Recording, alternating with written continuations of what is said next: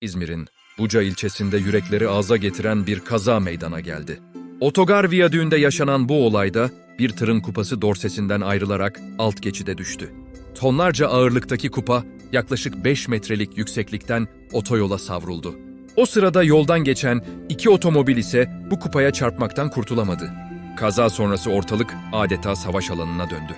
Tır şoförü ve diğer iki araçta bulunan toplam 3 kişi yaralandı. Sağlık ekipleri olay yerine ulaştı ve yaralıları hastaneye kaldırdı.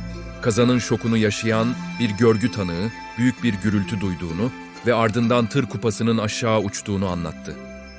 Kaza nedeniyle otoyolda trafik durma noktasına geldi.